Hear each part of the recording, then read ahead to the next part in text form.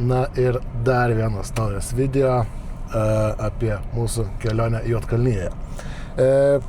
Vakar atvažiavome į Žabliaką, turiu viską užsirašęs irgi, tai atvažiavome į Žabliaką.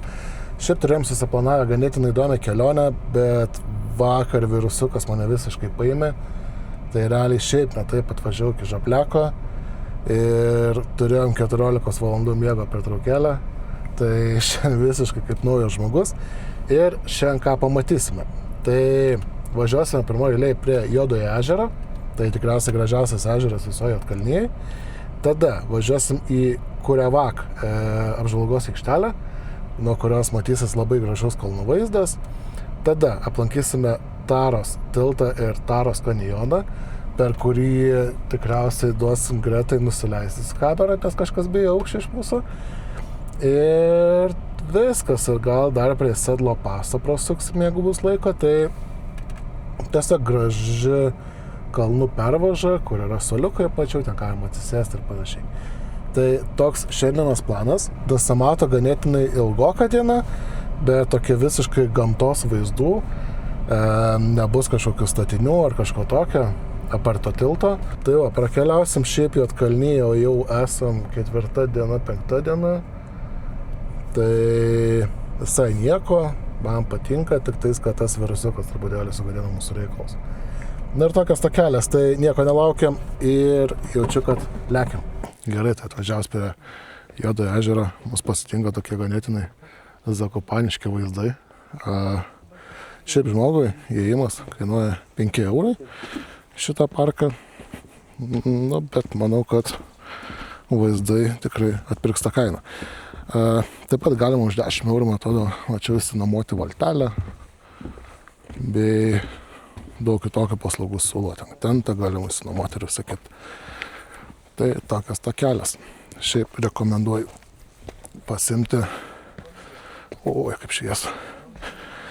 Rekomenduoju pasimti vaikščiojimui skirtus batus, nes, aišku, yra ir matau geras takas, bet jeigu norite įspūdingesnių takų, tai geriau būtų su sportbačiais. Labai retas gamtos reiškinys, gryba plovė. Tai ypatingai tik tais Montenegro randami grybai, kurie pasižymi gerų srovės tekimu ir geriamų vandeniu. Tai tikrai, jeigu tokį pamatot įspūdingas dalykas, būtinai jo neskinkite, nelieskite, tik tai vandenį naudokite.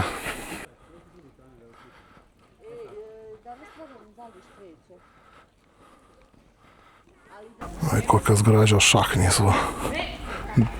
10 iš 10 šaknis visur. Nu tai štai ir atėjome į vietą, kuri vadinasi Juodasis ežeras. Tai nežinau, kodėl jisai vadinasi Juodas. Galbūt tikriausiai dėl to, kad yra kiek greit išgilėjantis ir tikriausiai tamsiau atrodo iš viršaus. Pats ežeras yra 1,5 kilometro aukštyje. Ir mums šį kartą labai pasisekė, nes jisai yra vos 4 kilometrai nuo mūsų viešbučio. Tai labai šiaip primena iš tikrųjų galbūt Zakopanyje esantį ežerą. Irgi yra apėjimas aplink visą ežeriuką, kažkokios kavinukės. Privažiuoti čia galime beveik prie pat, iš tikrųjų tik dabar pastebėjau. Bet viskas nuo parkingo čia yra gal 700 metrų, 600.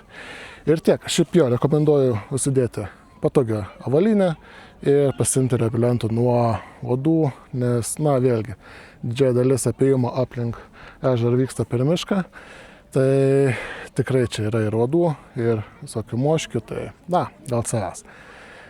Tokias takelis, gražu, tikrai gražu.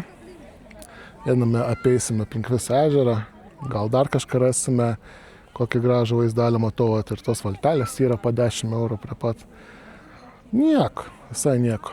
Tai va, tikrai rekomenduotina vieta, jeigu esate kažkur čia, kadangi būtent netoli Žabliako yra viena, dėl ko mes čia apsistojom, gal reikėtų pasakyti, iš tikrųjų, tai prie pat jo yra labai daug tų lankytinų vietų, į kurias mes šiandien važiuosime. Tai tas prie pat jo yra apie 20 km atstumu, taip aplinkui įsidėšusios. Tai jo, rekomenduoju, jeigu neketinate vien tik sėdėti prie jūros ir mirkyti savo Subinaičių jūroje, tai tikrai rekomenduoju užvažiuoti ir čia, į kalnus. Pats Žabliakas taip pat yra 1,5 kilometro aukštyje, tai įsimagosite, nežinau, išeisite į lauką, toks žymiai gaivesnis oras. Truputėlį vėsiau yra. Čia pas mus dabar yra 22 laipsniai, maksimaliai šiandien 26 laipsniai Žabliake, bet tikrai ir gaiviau, ir vėsiau, ir toks, nežinau, kalnų vaibas jaučiasi. Tai va, tikrai graži vieta, keliaujam aplinkui, gal dar kažką gražaus pamatysim ir keliausim į sekančią savo vietelę. Čia reikėtų pasiskirstyti maždaug apie valandą, pusantros, kad galėtumėt savo ramiai viską apeiti, pasimėgauti, pasigrožėti. Gerai, tai atėjom iki vietos, kur Juodasis ežeras susijungia su Juoduoju ežeru. Ne, šiaip, visas šitas reikalas yra bendras Juodasis ežeras, tiesiog, kad čia yra toksai susiaurėjimas. Tai tokias takelis. Šiaip vaizdai tikrai ganėtinai gražus vaikštant. Kaip ir minėjau, pasirūpinkit patogią sportinę avalynę, kadangi šiuo metu greta eina su basutėm, kaip ir viskas okei, bet galiu ir užsigauti, ir susižeist, žinot, tai geriau patogiau, greičiau ir saugiau. Apėjom visą Juodąjį ežerą. Iki mašinas keliausim sekančią mūsų vietelę. Šiaip viską vertinu ganėtinai blogai. O, turim raitą policiją. Visai faini, labai gražus arkliai. Tai va, tai viską vertinu ganėtinai blogai. 10 iš 10 tikrai duodu. Vaizdas labai gražus. Kaip ir minėjau prieš tai, tikriausiai reikėtų sulyginti su ežeru esančiu Zakopanės kalnuose. Na ir tiek šiai kelią. Iš čia būtų tiek, važiuojam į sekančią mūsų lokaciją. Gerai, tai atvažiavam į sekančią mūsų vietą, yra Kurevak Viewpoint. Tai šiaip iki pačios vietos yra 2,4 km haikas, štai tokiu keliu panašiu, bet tikriausiai, kad nehaikinsim, tiesiog čia biškai aukščiau užlipsim, kur gražesnis vaizdas. Šiaip jau čia iš tikrųjų vaizdas tikrai ganėtinai keliantis. Ir keliausim toliau, kadangi, vėlgi vieną pusę beveik valanda kopimo, atgal valanda grįžimo, dar daug čia norim pamatyti, tai tiesiog. Įėjimas į parką, taip pat 5 eurai, nebent susimokėti prie Black Lake. Tai tas pats bilietas galioja tiek čia, tiek tenai. Koks gražus vaizdas atsiveria. Ten matosi Olos kalne. Tai iš tikrųjų net neįsivaizduoja jų paskirties ar kodėl jis ten padarytas, gal vandens išplautas, bet labai įdomiai atrodo. Tai pabandysiu susirasti kokią Google nuotrauką čia prisekti. Ir tikrai vaizdas wow. Kas mėgstat laipiot po kalnus, manau, neprašausit. Žinant, kad to pačiu tas pats bilietas galioja ir ten, ir ten. Ten 1,5 valandos praleisit, iškart galite važiuoti čia, praleisit kitą likusią pusę dienos. O mes gaila, bet turim dar tikrai nemažai šiandien nuveikti, kadangi ir tai jau važiuojam iš šito miesto į visai kitą vietą. Mūsų sekanti vieta yra Taros tiltas. Ir šiuo metu Taros tiltas yra uždarytas. Šiaip jo galima pravažiuoti, reikia palaukti vienoje arba kitoje pusėje, kol praleidžia eismus. Ir tada galite jį pravažiuoti. Visiškai laisvai galima praeiti pėškomis, nors vyksta čia statybos. Tai pusė tilto yra uždaryta statyboms, o kita pusė laisva. Tai jau prieiname prie likusios pusės ir jums ją jau parodysiu. Praėjome statybas ir štai toks kanjono vaizdas mums atsiveria. Tai nežinau, kiek matosi, tikiuosi matosi, nes wow, ten upė teka, kalnai, uolienos matosi. Šitą upę taip pat galima praplaukti.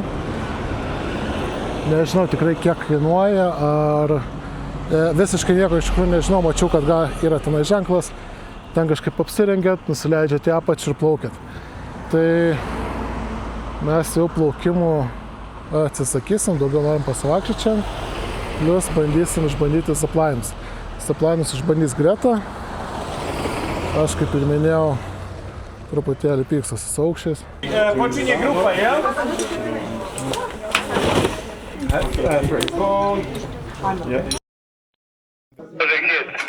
Bye bye.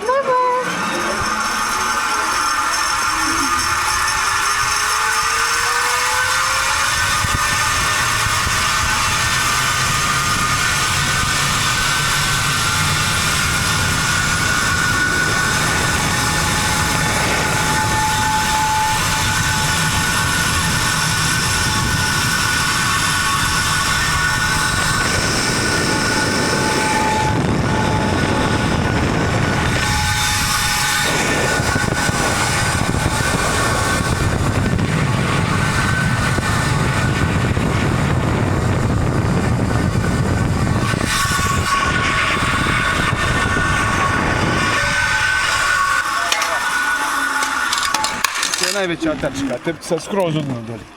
Nu tai ką, toks įdomesnis dalykas. Tai žodžiu, jau čia mūsų eilė susikaupusi. Per tiltą važiuoti neleidžia. Tai greičiausiai, kad važiuosim aplinkui. Išlysim kitoj tilto pusėje, tik tai važiuosim apie 2,5 valandos aplinkui. Kas labiausiai erzina, tai kad visų šitų ziplainų, valčių, kitų biznių šitie kaip atsakingi žmonės, dirbantys žmonės, jie čia važinėja. Jie tiesiog atsidaro, pravažiuoja, uždaro ir viskas. Bet mes važiuoti negalim. Tai toks įdomu, tipo kaip ir teismas galimas jiems, bet negalimas visiems. Na žodžiu, bet nėra čia ko bedagotis, greičiausiai, kad teks sėsti ir važiuoti ir nieko čia neįspręs. Nes tiltas bus uždarytas iki 8, pagal tai ką rašo. Dabar yra 15:00. Tai va, žodžiu, papuolėm. Per 15 minučių kokį 20 skirtumą papuolėm, užsidarėm, logautas. Žiūrėkit, pakeliu ką radau. Golfestivio rojų. Vien golfai. Visokie, off-roadai, gatainai, ko tik norit. Visų rūšių, visų spalvų, pirmi golfai. Nice.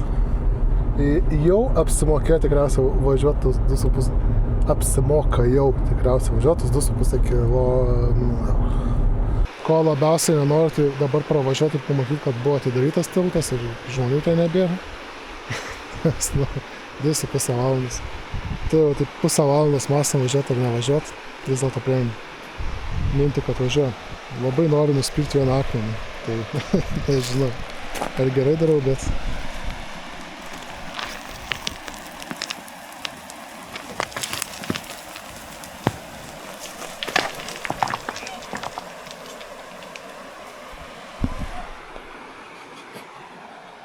Tik pavažiavom kokį 100 metrų ir radom valčių nuleidimo rogės.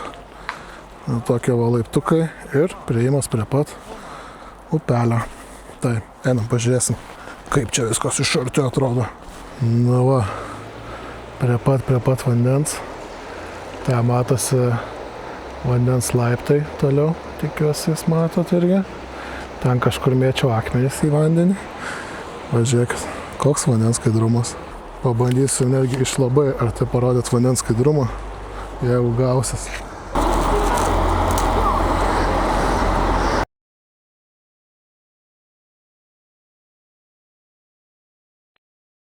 Gerai, tai po vandenį atsijungia mikrofonas kažkodėl pasirodo. Matyt gal, kad apsisaugot ar kažkas tokio. Tai dabar matau, kad pilna vandens ant lęšiaus, bet žodžiu. Principas 10 iš 10. Tai rekomenduoju ir jums, kad būtų tiltas uždarytas ir gautumėt važiuoti tokį gražų ratą.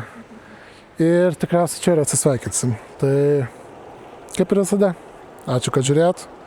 Nepamirškit laiką, komentą. Tikiuosi patinka tokį video. Šiandien daug skubėjom. Norėjom daug ką pamatyti ir per didelį skubėjimą gausi, kad tiesiog didžiąją dalį laiko pravažiavom. Galbūt veltui. O galbūt kažką pamatėm ir faina. Tai ačiū jums, kad žiūrite ir iki kitų kartų. Ačiū. Iki.